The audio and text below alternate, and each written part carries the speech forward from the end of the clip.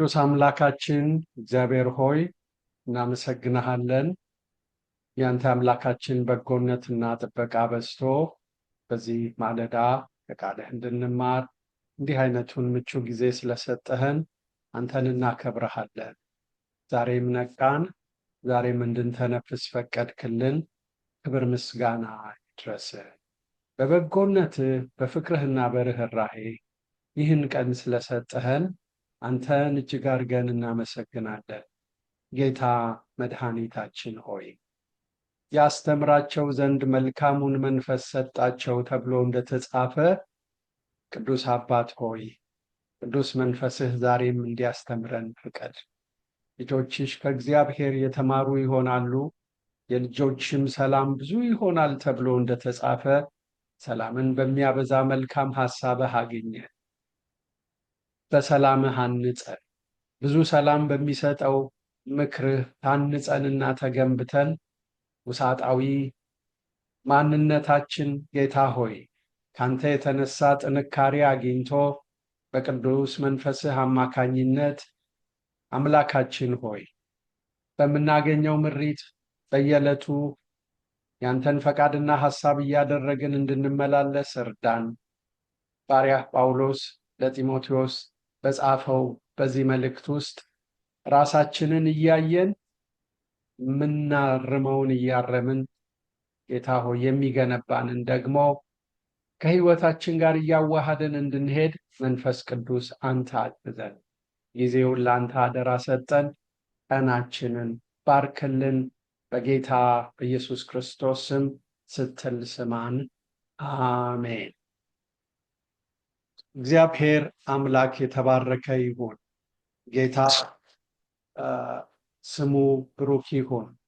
በዚህ ክፍለ ጊዜ ከቁጥር 10 እስከ 17 ባሉት ምናልባት 3 ወይ 4 ክፍለ ጊዜ ጥሶ የሚወጣ ታማኝነት በሚል ርዕሰ ጉዳይ ላይ እናተኩራለን።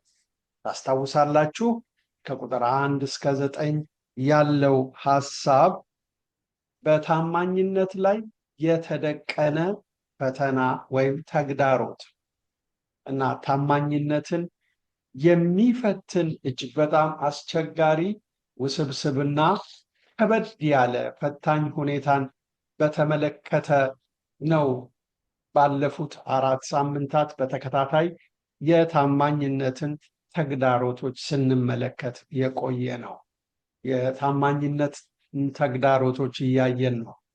ዛሬ ከዛ ታማኝነትን የሚፈትኑ ከበድ ያሉ ሁኔታዎች ቢኖሩም በቁጥር 10 እና 11 ላይ ጥሶ የሚወጣ ታማኝነት ከበባው እጅግ ከባድ ቢሆንም በየትኛውም መንገድ ለመታመን አስቸጋሪ ውስብስብና ከበድ ያለ ፈተና የሚደነቅር ነገር ቢኖርም ይህንን ለታማኝነት እንቅፋት የሆነውን ነገር እየበጣጠሱ እየጠረጉ እንደገናም ደግሞ ጥሰው እየወጡ ጠርምሰው እየወጡ የጌታን በጎነትና መልካምነት በሚያሳይ ታማኝነት መኖር እንዴት እንደሚቻል ሐዋርያው ከሚሰጠው ምክር እንመለከታለን።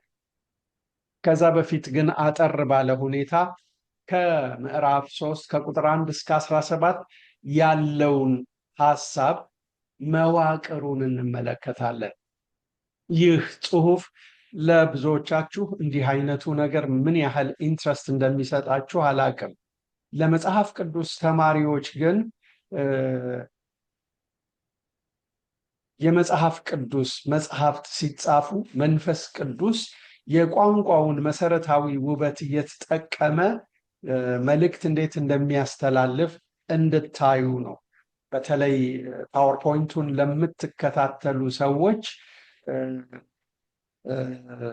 ኤ ቢ ሲ፣ ሲ ፕራይም፣ ቢ ፕራይም፣ ኤ ፕራይም ተብለው የተቀመጡት ነገሮች ሐዋርያው ጳውሎስ በዚህ ምዕራፍ ውስጥ መልእክቱን ሲጽፍ እነዚህ 17 ቁጥሮች ያላቸው አደረጃጀት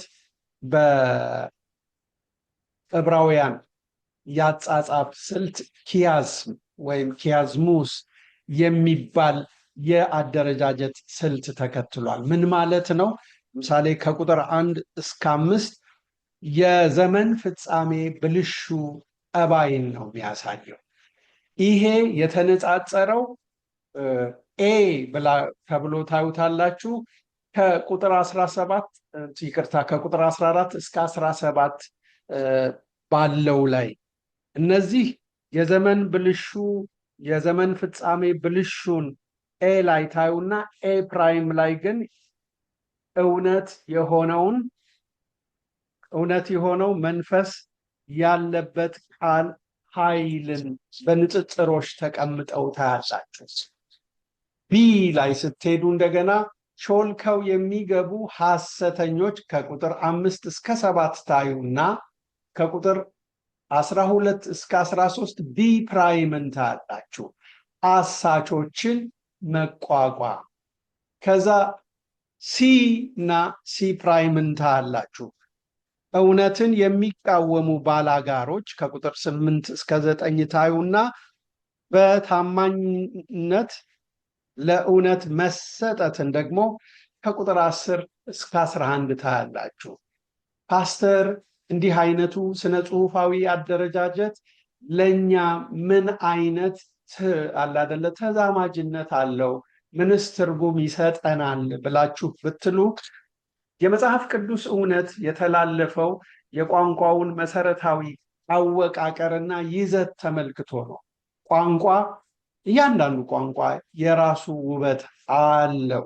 አሁን ለምሳሌ ውስጠ ወይራ የሆነ መልእክት ለማስተላለፍ የኛ አባቶች ሰምና ወርቅ የሚባል የስነ ጽሁፍ ስልት ይከተላሉ። ለምሳሌ ምን አይነት ቄስ ናቸው? ተስካር የለመዱ አስታርቁኝ ብላቸው ፍታት ብለው ሄዱ። አሁን ይሄ መልእክት መንታ ነው። የመጀመሪያው እንዲያስታርቁኝ ፈልጌ ነበረ፣ ግን ቄሱ ግዴለሽም ትኩረታቸውም ከማስታረቅ ጋር የተያያዘ ስላልሆነ ወይም ደግሞ ነገሩ ተስፋ የለውም ብለው ሊሆን ይችላል። እባክህ ፍታትና ተገላገል አሉኝ ነው። ወርቁ ግን እኔ የማተኩረው ፍታቱ ላይ ነው አይደለም። ቄሶች ሰው ሲሞት መንፈሳዊ ስነ ስርዓት ማረጋቸው ላይ መንታ መልእክት ሲያስተላልፍ የኛ ቋንቋ የራሱ ዘዬ አለው። ለምሳሌ ምን አይነት ሕፃን ነው የተክለፈለፈ የበራውን ሻማ ደርግሞ ታረፈ። አሁን ደርግን በዚያ ዘመን ደስ እንዳልተሰኙበት ለመናገር ነገሩ ሕፃኑን የሚናገር ይመስላል። ስለ ሻማው የሚያወራ ይመስላል። ሻማውን አጠፋው ነው፣ ደርግሞ ታረፈ። ግን ደግሞ ደርግ እድሜ የለውም መሞቱ አይቀርም ነው። ደርግ ሞት የሚል ቃል አለ። እንዲሁ የእግዚአብሔር ሰዎች መንፈስ ቅዱስ መርቷቸው እውነትን ሲያስተላልፉ እዚህ ቦታ ላይ ጥሶ የሚወጣ ታማኝነትን ሲናገሩ በእነዚህ 17 ቁጥሮች ላይ ተቃርኖዎችን ያሳያሉ። የዘመን ፍጻሜ ብልሹ ጠባይ ቢኖርም የእግዚአብሔር ኃይል ግን አቅሙ አልጎደለም፣ ዛሬም ይለውጣል፣ ዛሬም አጽንቶ ያቆማል ከሚለው ጋር አነጻጽሮ ያሳያል ጳውሎስ። ሾልከው የሚገቡ ሐሰተኞች እንዳሉ አሳቾችን የሚቋቋሟሉ። ምዕራፍ 3 ከቁጥር 5 እስከ 7 ስለ ሾልከው የሚገቡ ሐሰተኞች ቢናገርም ግን እኮ አሳቾችን ደግሞ የሚቃወሙ ቁጥር 12 እና 13 ላይ አሉ። እውነትን የሚቃወሙ ባላጋሮች ያሉትን ያህል በታማኝነት ለእውነት የተሰጡ አሉ። በእነዚህ ቁጥሮች ውስጥ በቅደም ተከተል አይሁን እንጂ በንጽጽሮች የሚታዩ የመጀመሪያዎቹ ሶስቱ ልብን ውርድ የሚያደርግ ነገር እንዳላቸው ባወቃቀሩ የመጨረሻዎቹ ሶስቱ ደግሞ ልብን የሚደግፍ ነገር አላቸው። ስለዚህ ዛሬ ከቆምንበት እንቀጥላለን። ቁጥር 10 እና 11 ላይ ነው የምንቆየው። አንተ ግን ትምህርቴንና አካሄዴን፣ ሐሳቤንና እምነቴን፣ ትዕግስቴንና ፍቅሬን፣ መጽናቴንና ስደቴን፣ መከራዬን ተከተልህ። በአንጾኪያና በኢቆንዮን በልስጥራ የታገስኩትን አንተ ታውቃለህ። ጌታም ከሁሉ አዳነኝ ይላል። በነባሩ ትርጉም ነው ያነበብኩት። በአዲሱ መደበኛ ትርጉም አንተ ግን ትምህርቴን፣ አካሄዴን፣ ዓላማዬን፣ እምነቴን፣ ትዕግስቴን፣ ፍቅሬን፣ ጽናቴን ሁሉ ታውቃለህ። ስደቴን እና መከራዬን፣ በአንጾኪያ፣ በኢቆንዮ፣ በልስጥራ የደረሰብኝን ሁሉ የታገስኩትንም ስደት ታውቃለህ። ጌታ ግን ከነዚህ ሁሉ አዳነኝ። አንተ ግን በሚለው ሐሳብ ቀያሪ ቃል ንግግሩን የጀመረው ሐዋርያው ጳውሎስ በወጣቱ ጢሞቴዎስና በሐሰተኛው መምህራን መካከል ጠንካራ ንጽጽሩን ያስቀምጣል። ቀደም ሲል ጢሞቴዎስን አስመልክቶ በነበረን ገለጣ ጢሞቴዎስ ስጉና ድንጉጥ እንዲሁም አይናፋርነት የሚያጠቃው አገልጋይ እንደነበረ አስተውለናል። ይሁን እንጂ ይህ ወንድም በታማኝነት ጉዳይ የሚነቀፍ አልነበረም። ይልቁንም ሐዋርያው ጳውሎስ ድጋፉን በፈለገበት ስፍራ ሁሉ የሚላላክ የታመነ አገልጋይ ነው። ሐዋርያው አንተ ግን ሲል የሚያነጻጽረው ለታማኝነት ኑሮ እንቅፋት ከደነቀሩ፣ ፍቅራቸው ከረከሰው እምነት ማጉደል በተቃራኒ መቆሙን ለማስረገጥ ጭምር ነው። በታማኝነት ላይ ፈተናን የደቀኑ ግለሰቦች ጳውሎስ ባገለገለባቸው አያሌ ስፍራዎች ይታዩ ነበር። ዛሬም ለጢሞቴዎስ በሚጻፈው በዚህ የሚያንጽ መልእክት ውስጥ የእነዚህ ሰዎች ስራ ተነስቷል። አንተ ግን ሲል ከነዛ ታማኝነትን ካጎደሉ፣ ለታማኝነት ተግዳሮት ከፈጠሩ፣ የታማኝነትን ፈተና ከደቀኑ በተቃራኒው መቆሙን ለማሳየት ነው። ሐዋርያውን የከዱና መከራውን ያበዙ ሰዎች እንደነበሩ፣ ጢሞቴዎስንም የሚሞግቱ ሰዎች በኤፌሶን ከተማ እንደነበሩ በስፋት አስገንዝቦታል። ሐዋርያው ጳውሎስ በታማኝነት ላይ ፈተናን የደቀኑ አካላትን 18 መራዥና አሰናካይ ባህሪያትን በማሳየት የእግዚአብሔርን ሕዝብ ለመመረዝ መሰለፋቸውን በስፋትና በጥልቀት አብራርቷል። ባለፉት 4 ሳምንታት ያየነው ይህንን ነው። ጢሞቴዎስ ግን እነዚህ በክፋት ከተሰለፉት አካላት በተቃራኒ ቆሞ ጥሶ የሚወጣ ታማኝነትን ለማሳየት መሰለፉን ለመግለጽ ጥቅም ላይ በዋለ ማነጻጸሪያ ይጀምራል። አንተ ግን የሚለው ከነዚህ ሰዎች ጋር በተቃራኒ መቆሙን የሚያሳይ ተነጻጻሪ ሐሳብ ነው። ከነዚህ በእግዚአብሔር ሕዝብ መካከል መራዥ ከሆኑና ታማኝነትን በማጉደል ከሚወቀሱ መሃል አይደለህም በሚል ጢሞቴዎስ አደረጋቸው የሚባሉትን 9 ተግባራዊ ቁም ነገሮች በቅደም ተከተል ይጠቅሳል። ይህ ማበረታቻ እንጂ መወትወቻ አይደለም። ወገኖቼ፣ አንተ ግን የሚለው ሐሳብ የሚያብራራውም የሚያሳየውም ይህንን ነው። አንተ ግን ካለ በኋላ በመጀመሪያ የሚያነሳው ትምህርቴን ብሎ ይጀምራል። ትምህርቴን፣ አንተ ግን ትምህርቴን፣ አካሄዴን፣ ሐሳቤን፣ እምነቴን፣ ትዕግስቴን፣ ፍቅሬን፣ መጽናቴን፣ ስደቴን፣ መከራዬን ተከተልህ ብሎ ይላል። ትምህርቴን የሚለው ቃል የታጨቀ ነው። ውስጡ እጅግ በጣም ብዙ ቁም ነገሮች አሉት። ሐዋርያው ጳውሎስ ትምህርቴን ሲል በውስጡ ቀዳሚ አድርጎ የሚያነሳው እውነትን መንፈሳዊ ሐቅን ነው። እነዛ ሰዎች እውነትን ማቀጣጠን፣ እውነትን መበረዝ፣ እውነትን መቃወም፣ እውነትን መመረዝ አይነተኛ ባህሪያቸው አድርገው ነበር። ከቁጥር 1 እስከ 9 ላይ የተጠቀሱት ኢያኔስና ኢያምበሬስን እንኳ አንስቶ ቁጥር 8 እና 9 ላይ ለነዚያ በጸሎት ቤት ውስጥ ለተሰገሰጉ የእግዚአብሔርን ሕዝብ አበሳ ላበዙ ሰዎች ሐዋርያው ጳውሎስ የሰጣቸው ታማኝነትን ያጎደሉ ከእምነት ፈቀቅ ያሉ አስመሳዮች የአምልኮ መልክ አላቸው፣ ኃይሉን ግን ክደዋል ካለ በኋላ በእርግጥም ከጢሞቴዎስ ጋር ነው እነዚህ ሰዎች የተማሩት።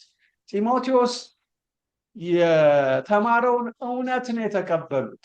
ነገር ግን ጳውሎስ ቀደም ብዬ በገለጽኳቸው ሰፋ ያሉ ርዕሰ ጉዳዮች ዙሪያ የሰጠውን ትምህርት ሰምተው በእምነት አላዋሃዱ። ስለዚህ አንተ ግን በሚለው ሐሳብ ቀያሪ ቃል ጳውሎስ ማስረዳትም ማስገንዘብም የሚፈልገው አንተ ከነሱ ጋር በተቃራኒው ቆመሃል። ማስረጃዎቹ ብሎ 9 ባህሪያትና ተግባራዊ ልምምዶች ወይም ተግባራዊ እርምጃዎችን ይጠቅሳል። እነዚህን በቅደም ተከተል ስናነሳ በመጀመሪያ ትምህርቴን ብሎ ይነሳል። በትምህርቱ ውስጥ ቀዳሚ ሆኖ የሚነሳው እውነት ነው እና ትምህርቴን ሲል ጳውሎስ ምን ማለቱ ነው? ፈርጀ ብዙ ርዕሰ ጉዳዮችን የሚዳስሰውን የጳውሎስ ትምህርት ነው። ሐዋርያው ጳውሎስ የአዲስ ኪዳንን ከ50% በላይ ነው የጻፈው እና የጻፈው ለኛ እንዲተላለፍልን የተፈለገውን ብቻ መንፈስ ቅዱስ መርጦ ያቆየልን እንጂ ሐዋርያው ጳውሎስ ያስተላለፈው ነገር ከዛ ሊበልጥ እንደሚችል ብዙዎች ይገምታል። የተናገረውን ነገር ሁሉ በጽሁፍ መልክ ተቀርጾ አልመጣልንም። ለምሳሌ ለቆሮንቶስ የተጻፉት 4 መልእክቶች ነበሩ። 2ቱ ግን በልዩ ልዩ መንገድ ጠፍተዋል እና የጠፉበትን ምክንያት አንዳንድ ስነ መለኮታውያን ሲናገሩ ምናልባት እግዚአብሔር በዘመናት መካከል እንዲቆዩ እስትንፋሰ መለኮቱን ያላኖረባቸው ሊሆኑ ይችላል። ትምህርት ናቸው ግን ኢንስፓየርድ ላይሆኑ ይችላሉ ብለው ይገምታሉ። ስለዚህ ፈርጀ ብዙ ርዕሰ ጉዳዮችን የሚዳስስ ትምህርትን ሰጥቷል። ከነዚህ መካከል ምካቴ እምነት አፖሎጄቲክስ ይባላል በቲዮሎጂ። ምን ማለት ነው? የእምነት ጥብቅና ወይም እምነትን የሚያራክሱ ሰዎችን ዘብ ሆኖ መቆየት። በዚህ ጉዳይ ላይ ታስታውሳላችሁ ምካቴ እምነቱ የጳውሎስ ትምህርቱንና በጸጋ የተገለጠውን የእግዚአብሔር ሐሳብ ማቀጣጠን የጀመሩ ሲመስለው ለበርናባስና ለጴጥሮስም እንኳ ሳይራራ ፊት ለፊት ተቋቋማቸው፣ ተጋፈጣቸው።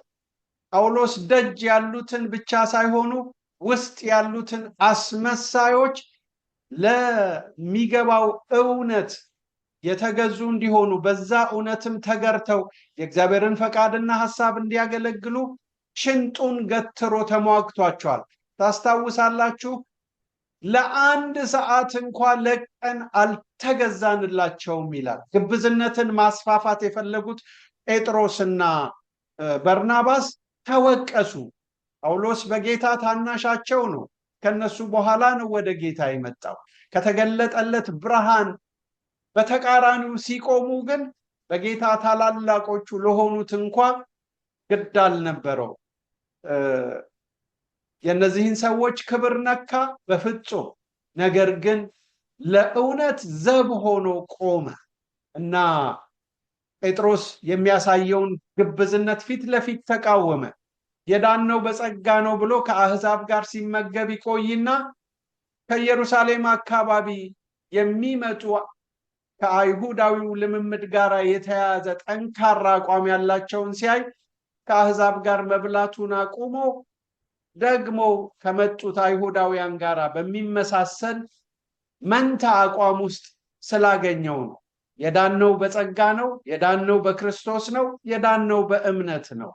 ስለዚህ ተግባራዊ ሃይማኖታዊ አደራረጎችን ለምንድን ነው እሱ ያን ያህል የጎሉና አስፈላጊ ሆነው ባልታዩበት ጌታ በአዲሱ ኪዳን ሕይወት በጸጋ የሚኖረውን ኑሮ ሊያራክሱ ሲፈልጉ ፊት ለፊት ነው የተቃወማቸው እና እነሱም ብቻ ሳይሆን ሾልከው እየገቡ አስቸግረዋል ያላቸውን ሰዎች ባህሪ እየገለጠ የአምልኮ መልክ አላቸው ኃይሉን ግን ክደዋል ብሎ በእነዚህ ሰዎች የተመረዘ ሐሳብ ውስጥ የታዩትን 18 ጉድለቶች ከቁጥር 1 እስከ 5 ድረስ በዝርዝርና በስፋት ሲያስረዳ እናየዋለን። ሐዋርያው ጳውሎስ ትምህርቴን ሲል ስነ አፈታትን የመጽሐፍ ቅዱስ አተረጓጎምን ተርጓሚዎችን በዝርዝር አስረድቷል። ስነ መለኮትን ክርስቶስን በእውን ማንነቱ እንደ ጳውሎስ የገለጠ ሰው የለም። ስነ መለኮት ስንል ስለ እግዚአብሔር የሚሰጥ ጥልቀት ያለው ጥናት ማለት ነው። ቲዮሎጂ በእንግሊዝኛው ቴአስ፣ ግሪክኛው እግዚአብሔር ማለት ነው። ሎጂ ጥናት ማለት ነው። ስለ እግዚአብሔር በሚደረግ ጥናት እግዚአብሔርን በእውን ገጽታው ካስተዋወቁንና በሚገርም መንገድ ከገለጡልን ሰዎች ቀዳሚ ሐዋርያው ጳውሎስ እና ይሄ ትምህርቱ ደግሞ ንድፈ ሐሳባዊ ሳይሆን ተግባራዊ ነው። ግሪካውያን በአብዛኛው የረቀቀ ትወራ ቲዮሪ ማለት ንድፈ ሐሳብ ማለት ትወራ ላይ ያነጣጥራሉ፣ ያተኩራሉ። ነገር ግን በዚህ ስፍራ ጢሞቴዎስ ንድፈ ሐሳባዊ ሳይሆን ተግባራዊ ሆነ የሰማውን በማዋሃድ በጌታ ጸጋ እንዲኖር ጳውሎስ የኖረውን የተናገረ የተናገረውንም ደግሞ የሚኖር የእግዚአብሔር ሰው ነበር። ትምህርትን መምጠጥ ሳይሆን ትምህርትን መኖር ነበር። ስፖንጅ ሁል ጊዜ አጠገቡ ያለውን ፈሳሽ ይመጣል። አንዳንድ ሰዎች ዕውቀት ይሰበስባሉ፣ ዕውቀት ያከማቻሉ። የሰሙትና ያከማቹት ዕውቀት ካልጠቀማቸው ከንቱነት ነው የሚሆነው። ጳውሎስ እዚህ ቦታ ትምህርቴን ብሎ ሲናገር ጢሞቴዎስ የተከተለው በመሰረቱ የጳውሎስን ረቂቅና ትኩረትን የሚስብ ትንተና ብቻ ሳይሆን ተግባራዊ ኑሮውንም ጭምር ነው።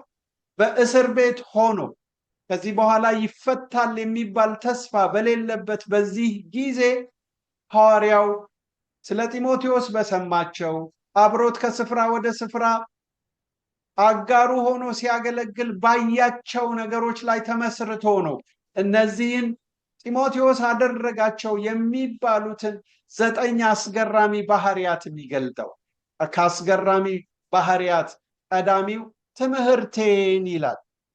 ቀጥሎ አካሄዴን የሚል ያነሳል። አካሄዴን የሚለው ይሄ ተግባራዊ የታማኝነት መግለጫ ነው። አካሄድ አጎጌ የሚለውን የግሪክኛውን ሐሳብ ይይዛል። ስረ መሰረቱ አንዳንድ ጊዜ ወደ ግሪክኛው ስንሄድ ስነ መለኮት መማርንና እዛ ውስጥ ብቻ እውነት መቆየቱን አይደለም፣ አዲስ ኪዳን የተጻፈበት ግሪክኛ ቋንቋ ነው ብለናል።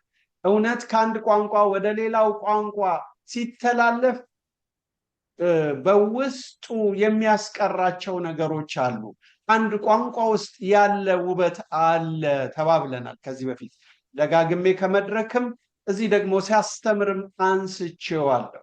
አሁን አማርኛችን ውስጥ ያለ ወደ እንግሊዝኛ ሊሻገር የማይችል ኮንሰፕት አለ። እንደሱ ሲሆን ነው ወደ ግሪክኛው የምንሄደው። ትዝ ይላችኋል ከዚህ በፊት እጅ ያስቆረጥማል እስቲ በእንግሊዝኛ በሉ ብያችሁ አውቃለሁ። አንጀት ያረረ ተኮማተረ እርርድብን አልኩኝ በሉ እስቲ በእንግሊዝኛ ለማለት አስቸጋሪ ነው። ግን አማርኛው ስዕላዊ በሆነ መንገድ እንደሚገልጠው እንግሊዝኛው አይገልጠው። በቃ ከፋኝ ወይም ደስ አላለኝም ብሎ የሚሉ ቃላት ነው እንግሊዝኛው ያለው። እርርድብን አልኩኝ፣ አጨሰችኝ የሚሉ ነገሮችን ስንጠቀም እኛ ቋንቋ ውስጥ ያለው ውበት ነው። እዚህም ጋር አጎጌ የሚለው የግሪክኛ ሐሳብ የአንድን ሰው አጠቃላይ ጠባይ የሚመለከት ጉዳይ ነው። የጳውሎስን ትምህርት ብቻ ሳይሆን የህይወትን ዘይቤ የሚያጠቃልል ነው። ስለዚህ ጳውሎስ አካሄደን ሲል ጢሞቴዎስ የጳውሎስን ተግባራት፣ እሴቶቹን፣ አደራረጎችን ሁሉ የሚመለከተውን እርምጃ ተመልክቶ በመፈጸም የነበረውን ተግባራዊ ልምምድን ሳይቸገር መፈጸሙን የሚያሳይ ነው። ጳውሎስ በግለሰብ ለኤጳፍራና ለጢሞቴዎስ፣ በቤተ ክርስቲያን ደግሞ ለኤፌሶን አካሄዱን በተመለከተ ዝርዝር ነገር ተናግሯል። ለምሳሌ ጳውሎስ ለምዕመናን ይጨነቅ እንደነበረ፣ በመስዋዕትነት ያስተምር እንደነበረ፣ ያንን መንገድ የተከተለ ከነቀፋ ጽዱ የሆነ ህይወትን በተግባር ያዋለ እንደሆነ ልክ እንዲሁ ጢሞቴዎስም ያንን አድርጓል።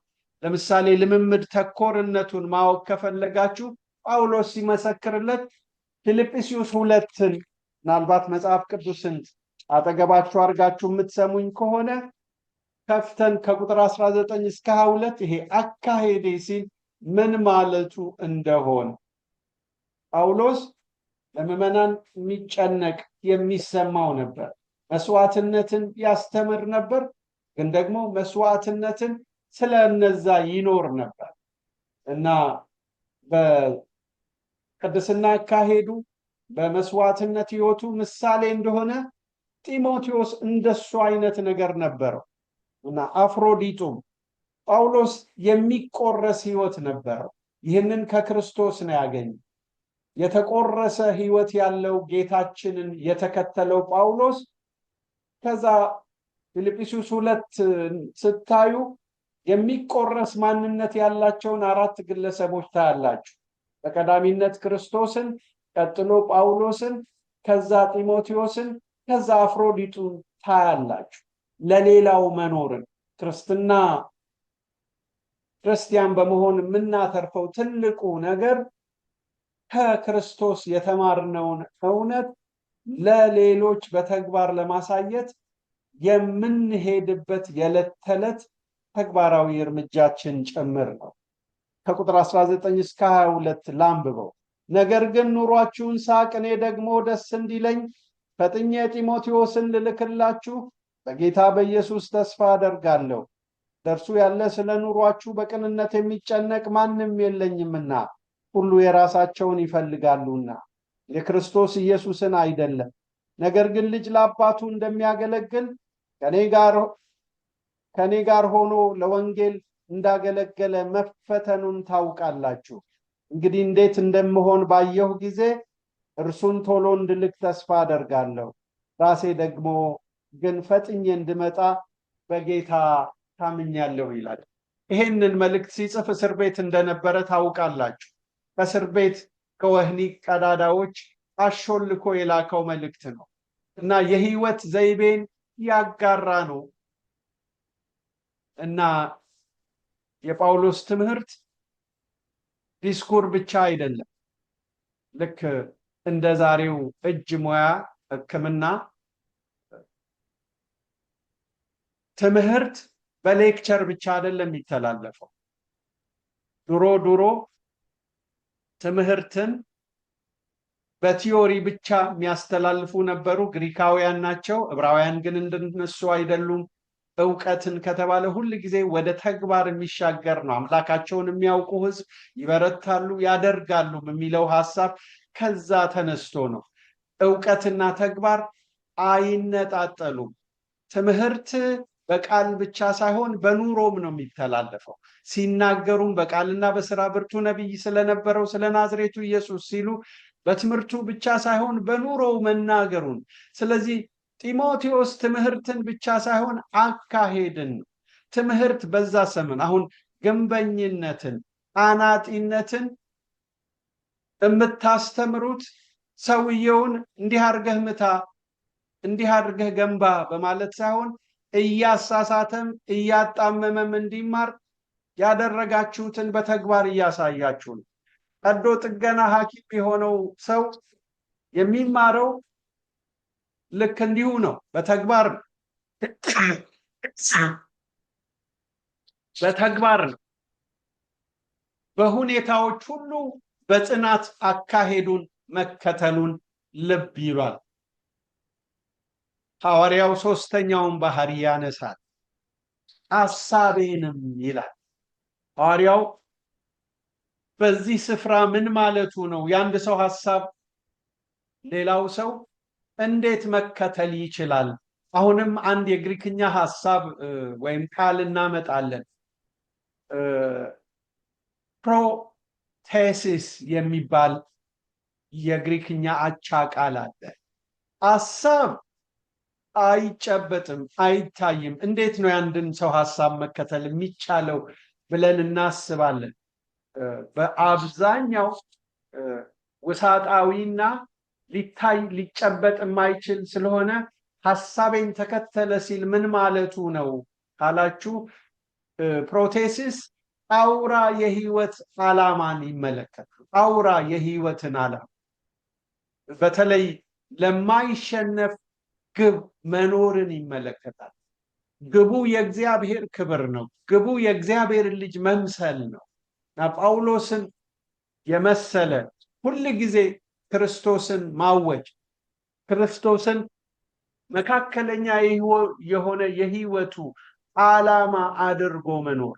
ለእኔ ህይወት ክርስቶስ ነው ይላል፣ ሞትም ጥቅም ነው። እና ሞትን ጥቅም ያደረገው የህይወቱ አውራ ዓላማ ክርስቶስ ላይ ያጠነጠነ በመሆኑ ነው። ክርስቶስ ተኮር መረዳት በውስጡ ክርስቶስን መተረክ፣ ክርስቶስን ማወጅ፣ ስለ ክርስቶስ ማስተማር፣ ስለ ክርስቶስ መጸለይ፣ ክርስቶስን ሰዎች እንዲማሩ መገፋፋት ነበር እና ሐሳቡ አውራ የህይወቱ ዓላማ አውራ ትኩረቱ ጢሞቴዎስ ጳውሎስ አንደኛ ያደረገውን አንደኛ ያደረገ ሰው ነው። ጢሞቴዎስ ክርስቶስ ተኮር ነበረ። ክርስቶስ ተኮር ነበረ። ሁለንተናው ክርስቶስና በደሙ የገዛት ቤተክርስቲያን ነበረች ለጳውሎስ። ዕለት ዕለት የሚከብድብኝ የአብያተ ክርስቲያናት ጉዳይ ነው ብሎ ሁለተኛ ቆሮንቶስ 11 ላይ ሲያነሳ አይታችሁታል። ክርስቶስ የሞተላት ቤተክርስቲያን ታንጻ ተገንብታ ንጽህናዋን ጠብቃ እውነተኛ የክርስቶስ ምስክር ሆና እንድትታይ እንደኖረ ጢሞቴዎስም እንደዚሁ ነበር። የጳውሎስ ሐሳብ ተባባሪ፣ የክርስቶስ ማዳን ደግሞ ተናጋሪ ነበረ። ሐሳቤን ተከተልክ ሲል እንዲሁ ሊያሞካሸው አይደለም። ከክርስቶስ መስቀል የተነጠለ ምንም አዋጅ እንደሌለ ያንንም የጌታ ማዳን ያለማቋረጥ በመስዋዕትነት እንዳወጀ ጢሞቴዎስ ያንን የጳውሎስን ፈለግ ተከትሏል። ብዙዎቻችን እንደምንለው ሰው የወደደውን ያስባል፣ ያሰበውን ይወዳል። ሐዋርያው ለክርስቶስ ተኮር ህይወት መስዋዕትነት የከፈለ ለዛም ተገቢውን የመሰጠት ህይወት የኖረ እንደነበረ ጢሞቴዎስም ቀዳሚ ዓላማው ለክርስቶስ መኖር እና ክርስቶስን ከፍ ማድረግ ነበር። አውራ የህይወቱ ግብ ጌታን ማክበር ነበረ እና ጳውሎስ መጨረሻ ላይ ነው ተከተልህ ብሎ የሚያነሳው። አሁን እዚህ ጋር አትሊስት ትምህርቴን፣ አካሄዴን፣ ሐሳቤን ብሎ የሚያነሳቸው ነገሮች አሉ። ማሰሪያ የሆነውን ግሱን የድርጊት ገላጭ የሆነውን ነገር የሚያመጣው መጨረሻው ላይ ነው። ቁጥር 10 ላይ ተከተልክ ይላል። ትርጉም ያለው የሚሆነው ትምህርቴን ተከተልክ፣ አካሄዴን ተከተልክ፣ ሐሳቤን ተከተልክ ማለት ምን ማለት ነው ካልን ሐዋርያው የጠቀሳቸውን እነዚህን አውራ ባህሪያት ያስተሳሰራቸው ይሄ ቃል ነው እና ጳውሎስ ምን ሊል ፈልጎ ነው ካላችሁኝ፣ አሁንም አንድ የግሪክኛ ሐሳብ መጠቀም እዚህ ጋር ያስፈልጋል። ፓራኮሉቴኦ የሚባል ቃል ጥልቅ ምርመራ፣ ትኩረት አድርጎ መከታተልን፣ ወደ ተገቢው ድምዳሜ መድረስን የሚመለከት አባባል ምን ማለት ነው? ጥልቅ ምርመራ፣ ትኩረት አድርጎ መከታተልን፣ ወደ ተገቢው ድምዳሜ መድረስን የሚመለከት ጉዳይ ወይም የህይወትን ዓላማ ይመለከታል። አውራ የህይወት ዓላማን ልብ በሉ። ጥልቅ ምርመራን፣ ትኩረት አድርጎ መከታተልን፣ ወደ ተገቢው ድምዳሜ መድረስን። ጥልቅ ምርመራ ጢሞቴዎስ ጳውሎስን ሲከተል ጭፍን መጎተት አይደለም፣ ጭፍን አለ አይደለም፣ ድጋፍ አይደለም። ጥልቅ ምርመራ የታየበት ተገቢውን ድምዳሜና ውሳኔን የሚመለከቱ ነገሮች ናቸው። ልክ ሉቃስ ወንጌሉን ሲጽፍ እንዳደረገ ትዝ ይላችኋል። ሉቃስ ከማርቆስ እና ከማቴዎስ በኋላ እንደጻፈ ይናገራል እና ወንጌሉን ሲጽፍም ወንጌሉን ለመጻፍ ያነሳሳው ነገር ምን እንደሆነ ሲናገር እንዲህ ይላል። በእኛ ዘንድ ስለተፈጸመው ነገር ብዙዎች ታሪክን በየተራው ለማዘጋጀት ስለሞከሩ እኔ ደግሞ ስለተማከው ቃል እርግጡን እንድታቅ በጥንቃቄ ሁሉን ከመጀመሪያው ተከትዬ በየተራው ልጽፍልህ መልካም ሆኖ ታየኝ። ልብ በሉ።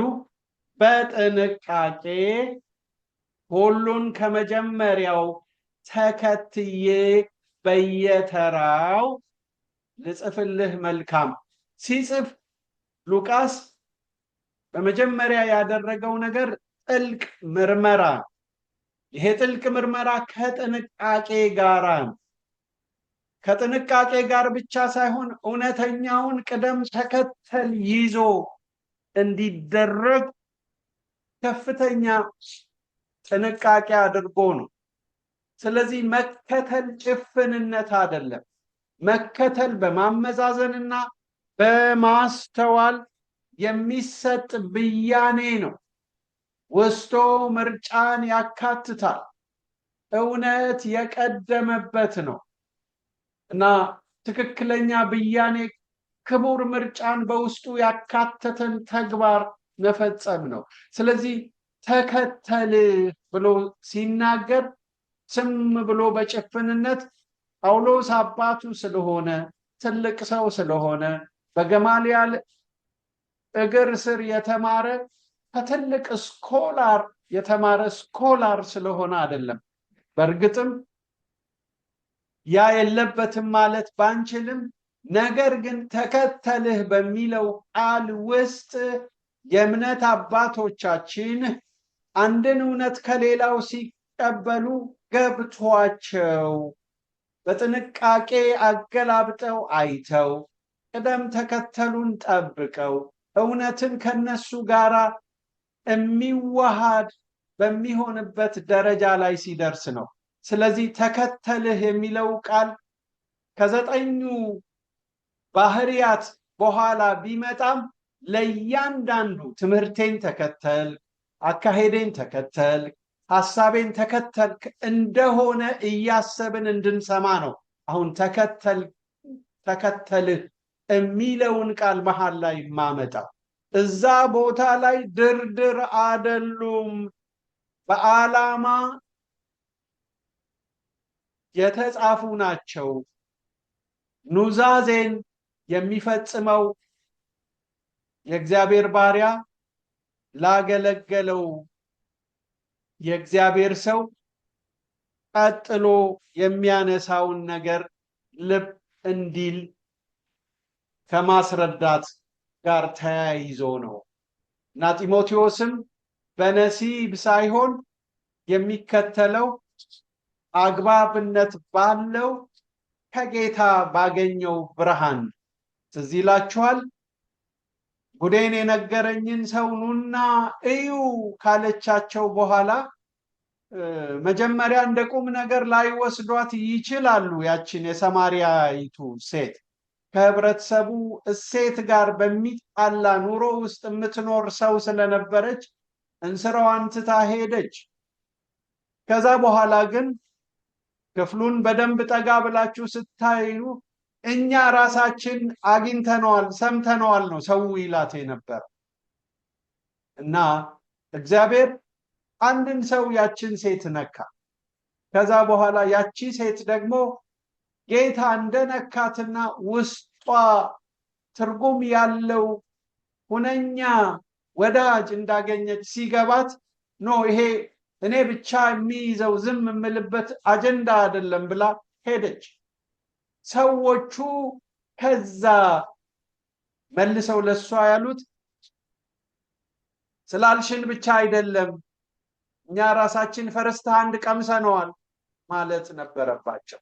ስለዚህ እዚህ ቦታ ላይ ጳውሎስ ሊክበው ወይም ደግሞ ጢሞቴዎስ ያልሆነውንና የሌለውን ነገር አይደለም የሚናገረው፣ የሆነውን ነገር ነው የሚናገረው። አንዳንድ ጊዜ ሰዎች ሊሞቱ ሲሉ ፍጻሜያቸው እንደተቃረበ ሲገባቸው በቃ እንግዲህ ብለው የሚያስተዛዝንና በሉ እንግዲህ ያላችሁት እናንተ ናችሁ፣ እናንተ እንደሚሆን አድርጉት በሚል ስሜት ሌላው ሰው ያልሆነውን ያሉ የሚመስልበት ጊዜ አለ።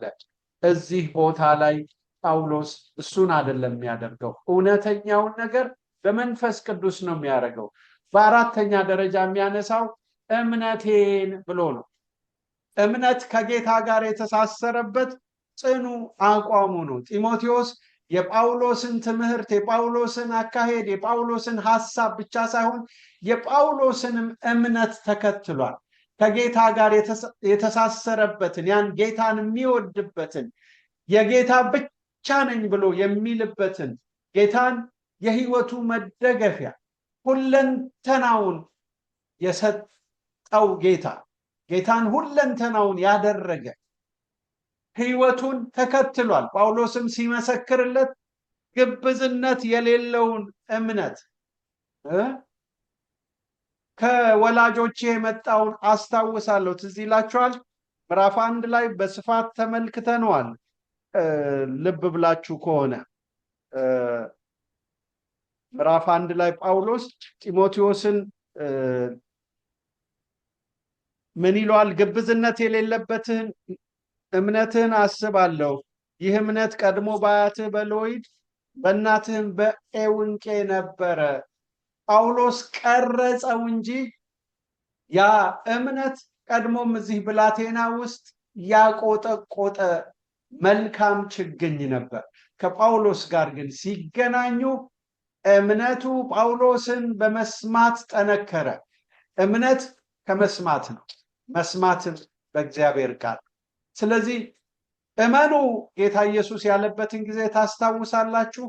ማመን የእግዚአብሔርን እውነት በህይወቴ አሁንና እዚሁ ይሆናል በሚል መረዳት መራመድ። ጌታ ኢየሱስ ሐዋርያቱን አስተምሯቸዋል ለ3 ዓመት ከ6 ወር። ግን በመጨረሻው ጊዜ እንደገና እመኑ ሲላቸው ታያላችሁ። ልባችሁ አይታወቅ፣ በእግዚአብሔር እመኑ፣ በእኔ ደግሞ እመኑ። ይሄንን ከመድረክ በስፋትና በጥልቀት አስተምሬያለሁ። እመኑ ሲላቸው አላመኑም ነበር እንዴ እነዚህ ሰዎች ብዬ ጠይቄ ያውቃለሁ። አምነዋል። እንደውም ከማንኛችንም በላይ በተሻለና እጅግ በጣም አስገራሚ መስዋዕትነትን መታያው ባደረገ ልምምድ ነው ያመኑት። አንዳንዶቹ አባታቸውን ታንኳ ላይ ትተው መረባቸውን ጥለው ነው ጌታን የተከተሉ። ሁሉን ትተው ነው የተከተሉ። ስለዚህ ስለ እግዚአብሔር አስተምሯቸዋል፣ ስለ ኢየሱስ ስለ ራሱ ነግሯቸዋል። ነገር ግን መልሶ በታወኩ ጊዜ በእግዚአብሔር እመኑ፣ በእኔ ደግሞ እመኑ አላቸው። እመኑ ሲል ግን ወገኖቼ እነዚህ ሰዎች እምነታቸውን እርግፍ አድርገው ትተዋል ማለት ሳይሆን ጥልቀት ያለው መንፈሳዊ አቋም ጋር እንዲገኙ እመኑ ሲል አዲስ ኪዳን በተጻፈበት በግሪክኛ ቋንቋ ፒስቴኦ ወይም ማመን፣ ትረስት፣ ብሊቭ በውስጡ 4 መሰረታዊ ፓኬጆች አሉ። የመጀመሪያው አድሄር ቱ ማለት ተገን ፈልጎ መጣበቅ ማለት ነው። ከለላዬ ክርስቶስ፣ ከለላዬ እግዚአብሔር፣ ከለላዬ ሰማይ በሉ። ጌታ ኢየሱስ እሄዳለሁ፣ አሳልፈው ይሰጡኛል፣ እሞታለሁ ስላለ ነው። በቃ ዓለማቸው በሙሉ እሱ ላይ ስለነበረ ከሱ ውጪ ሲያዩት ነው ተከፍተው የእምነታቸው ነገር ጥያቄ ውስጥ የገባው። ሁለተኛ ስጡ ማለቱ፣ ማመን ማለት መስጠት ማለት ስለሆነ ብዙ ጊዜ መድረክም ላይ ሳስተምር ምሳሌ ሰጥቻችኋለሁ። ባንክ አምነን ነው የምንሰጠው። በየዕለቱ በመስጠት ላይ የተመሰረተ ጉዞ እናደርጋለን። ስንተኛ ለበሩና አላ አይደለም፣ አንዳንዶቻችን ታድለናል፣ የሚጠብቁን አካላት አሉ። ለአላርሙ ራሳችንን ሰጥተን ነው የምንተኛው። ያንን አምነን እመኑ ሲል ጌታ ተደገፉ ማለቱ ነው። ሪላይ አፖን እመኑ ሲል የተስፋ ቃሉን ጳውሎስ እዚህ ቦታ እምነቴን ተከተልክ ሲል በጳውሎስ ቀረጻ የተተገበረ ይሄ ለጌታ ራሱን ያመንኩትን አውቃለሁ፣ የሰጠሁትን አደራ ሊጠብቅ እንዲችል ተረድቻለሁ ይላል። ጌታን አምኖ መሰጠት፣ በጌታ መደገፍ፣ በጌታ ተስፋ መታመን። ትዝ ይላችኋል፣ ሲታመን ብን ብሏል። እንደተናገረኝ እንዲሁ እንዲሆን እግዚአብሔርን አምናለሁ አለ። የእግዚአብሔር መልአክ በአጠገቤ ቆመው እንዲህ ብሎኛል፣ አንድ ጠጉር እንኳ አይጠፋም። ስለዚህ እንደተናገረኝ እንዲሁ እንደሚሆን አምናለሁ። ይሄ እምነታቸው የንድፈ ሐሳባዊህም እምነት አይደለም እና ጢሞቴዎስ የተከተለው እምነት ባዶ እምነት፣ ሙት እምነት አይደለም። እምነቴን ተከተልክ ይልና ቀጥሎ 5ኛውን ያነሳል፣ ትዕግስቴን ይላል። አሁንም አንድ የግሪክኛ ሐሳብ ለማንሳት እገደዳል። ማክሮቱሚያ የሚል አቻ ቃል። የቃሉ ትርጉም የሰዎችን ጉድለት ወይም አሉታዊ ተጽዕኖ በልብ ስፋት ማስተናገድ። መታገስ ማለት ቁጣን ማዘግየት ነው። ዝምታ ማለት አይደለም። አንዳንዶቹ ልባቸው እየተበሳጨ አፋቸውን ሊለጉሙት ይችሉ ይሆናል። ፓርቶፊት ነው የትዕግስት ግን በጸጋ ውስጥም በተረጋጋበት ሁኔታ ውስጣችን አላ አይደለም እንደ እሳተ ገሞራ፣ እንደተኛ እሳተ ገሞራ፣ የተኛ እሳተ ገሞራ ውስጥ ቀን ጠብቆ ለመፈንዳት የሚብላላ እሳት ማለት ዶርማንት ይባላል። ለጊዜው ተኝቷል ግን እና ዝምታ ጸጋ በውስጡ ከሌለው ልብን አስፍቶ የሌላውን ሰው መጨረሻ ለማየት እድል የማይሰጥ ከሆነ ትዕግስት አይደለም። ጳውሎስ ትዕግስቴን ሲል ከአሁኑና እዚሁ ይልቅ በጎ መድረሻውን ከማየት ጋር የተያያዘ ነው። እምነቴን ካለ በኋላ ትዕግስቴንም ይላል። ሰውንም ሆነ ሁኔታን የሚጠቀልል ቃል ነው። ይህ ቃል ከግንኙነት አኳያ የቀረቡንን ሰዎች የሚያስቆጣ ተደጋጋሚ ጥፋት ሲፈጽሙ ከሚታየው አስከፊና አሁናዊ ምላሻቸው ባሻገር ለብስለታቸው የበኩልን መወጣት ማለት ነው። ልክ ልጆቻችንን የእውነተኛ ትዕግስት ምሳሌ ወላጅና እግዚአብሔር ናቸው ብያለሁ ከዚህ በፊት። እሱ በክፎችና በደጎች ላይ ዝናቡን ያዘንባል። ወላጆች ደግሞ በቃ ልጁ እስኪያድግ ድረስ ሽንቱንም ሲሸና ባልተፈለገ ጊዜም ያልተፈለገ ነገር ሲያሳይ በቃ ነገ ያድጋል ብለው ልባቸውን አስፍተው እንደሚታገሱ እዚህ ጋር ማክሮቱሚያ የሚለው እሱን ነው። ልበሰፊነትንና በጎ መድረሻን ነው እና ፈለጉን ጢሞቴዎስ በዚህ ጉዳይ ተከትሏል። የጳውሎስ ምስክርነት እንዲህ ስላለው የትዕግስት ገለጣ ሽንገላ አይደለም፣ እውነተኛ የሆነ ምስክርነት ነው። ጳውሎስ ስለ ጢሞቴዎስ የሚመሰክረው ምስክርነት በእርግጥም ይህ ወጣት ታጋሽና የጳውሎስን ፈለግ የተከተለ ነው። ምሳሌነትን ከተላበሰ የእምነት አባት ይህ ማበረታቻ ሲመጣ በፈታኝ ሁኔታ ውስጥ ያገለግላል። እጅግ በጣም አስገራሚ የሆነ ረድኤትንም እንዲያይ ያደርጋል። እውነትን በባሪያው ውስጥ ያየ ነው። ከዛ ወደ ስድስተኛው ልሻገር። ፍቅሬንም ይላል ተከተልክ እያለ እና ፍቅሬ ሲል ምን ማለቱ ነው? ይሄን ካልኩ በኋላ እዚህ ጋር ለማቆም እገደዳለሁ። ዛሬ 9ኙንም እጨርሳለሁ ብዬ ነበር፣ በ6ቱ እንቆማለን ማለት ነው። ፍቅሬንም ጭምር ተከተልክ። ይህ ፍቅር ሐዋርያው ለእግዚአብሔርና ለሰዎች ከነበረው ፍቅር ጋር በጥብቅ ይተሳሰራል። ምንጩም ክርስቶስ ነው። ትዝ ይላችኋል። ፍቅሩ መለኮትንና ሰብን ያማከለ ነው። ይህን ስለቆረጥን የክርስቶስ ፍቅር ግድ ይለናል ይላል። አንዱ ስለ ሁሉ ሞተ፣ እንኪያስ ሁሉ ሞቱ። በሕይወት ያሉትም ስለ እነርሱ ለሞተውና ለተነሳው እንጂ ለራሳቸው እንዳይኖሩ። የጳውሎስ የወንጌሉ ስብከት ማዕከል እግዚአብሔር በክርስቶስ አማካኝነት በገለጠው ፍቅር አማኞች ሁሉ እንዲኖሩ ነው እና በዛ ፍቅር ነው የኖረው፣ በዛ ፍቅር ነው ያገለገለው፣ በዛ ፍቅር ደግሞ ብዙዎቹን ችግሮቹን ፈቷል። ከሁሉም የሚበልጥ መንገድ አሳያቸዋለሁ ብሎ ፍቅር የአማኝ የመኖሪያ መንደሩ፣ ፍቅር የአማኝ መታወቂያው፣ ፍቅር የአማኝ ከባቢ አየ። ፍቅር የደንብ ልብሱ፣ ፍቅር ደግሞ ሁለንተናው መሆኑን ተናግሯል። ታስታውሳላችሁ። የፍጻሜ ማሰሪያ ፍቅርን ልበሱት ያለው ሐዋርያው ጳውሎስ ነው። ፍቅር የመመላለሻ መንገድ መሆኑን ያሳየን ሐዋርያው ጳውሎስ ነው። ከሁሉ የሚበልጥ መንገድ አሳያቸዋለሁ ብሎ አንደኛ ቆሮንቶስ 12:31 ላይ ፍቅርን የሚያስተዋውቀው እሱ ነው። እንደገና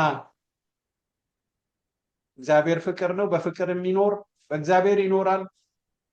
መጽሐፍ ቅዱሳዊ ሴት ነው፣ ግን ሐዋርያው ዮሐንስ ነው ያንን የሚለው። እንደገናም ደግሞ ፍቅር ሁለንተናችን መሆኑን ሁለቱ የፍቅር እሴቶች ከሐዋርያው ዮሐንስና ከሐዋርያው ጳውሎስ የሚወጡት ነው።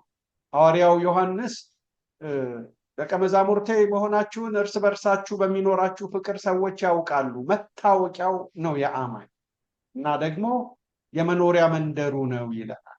ጳውሎስ ደግሞ የደንብ ልብሱና መመላለሻ መንገዱ ነው ይላል። ስለዚህ እዚህ ቦታ ላይ ፍቅሬን ሲል ስለ ፍቅር ዋጋ ከፍሏል። ሰዎቹን ወዶ ሲበድሉት የማይቆጥርባቸው ከዛ ተነስቶ መሆኑን ይናገራል። ትዝ ይላቸዋል። ጌታ አይቁጠርባቸው ይላል። ያገለገላቸው ሰዎች በወሳኝ ሰዓት ሊደርሱለት ሲገባ ባልደረሱለት ጊዜ ምርር ያለ አቋም አልነበረው። ይሄ ፍቅር ወደ ጢሞቴዎስም ተሻግሯል። ከአባቱ ጋር በአስጊ ጊዜ ቆሟል። ትዝ ይላችኋል። ይሄ ጊዜ ጳውሎስ የታሰረበት የሕግ ጭብጥ ወንጀል ነው፣ ወንጌል አይደለም። መጀመሪያ ሮም ሲታሰር በወንጌል ነበር። አሁን ግን ሮም ሲታሰር በወንጀል ነው። ቄሳር ኔሮ ክርስቲያኖች የሮምን ከተማ ለማቃጠል አሲረዋል። መንግስትን በኃይል ለመገልበጥ ሞክረዋል እና መንግስትንና ህዝብን ለማጋጨት አሲረዋል ተብሎ እና ከነዛ ሴረኞች መሃል ተቆጥሯል። እንደ ክፉ አድራጊ እስክታሰር የሚለው ያንን ነው። ግን ይህንንም በፍቅር ከአባቱ ጋር በአስጊ ጊዜ ከወንጀለኛ ጋር መንግስት ከሚፈልገው ጋር አብሮ መቆም ልባዊ መሰጠትንና እውነተኛ ፍቅርን ይጠይቃል። ለጳውሎስ ልቡን አሳርፎለታል። እንባህን እያሰብክ በደስታ እሞላ ዘንድ ሲል ታዩታላችሁ። ከግብዝነት ጽዱ የሆነ ፍቅርን ተለማምዷል። እግዚአብሔር ይባርካችሁ። ጌታ መልካም ነው።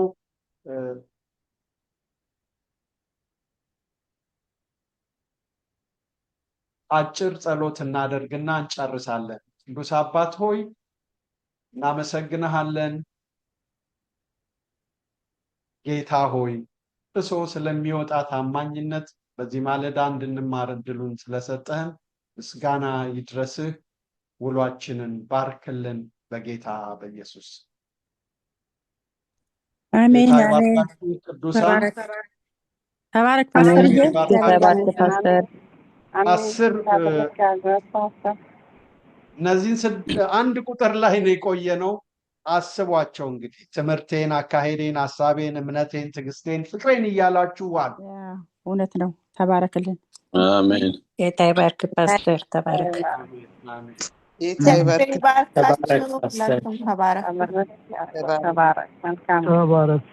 ፓስተር ተባረክ። ፓስተር የተባረክ። ወገኖች በሰላም ዋሉ።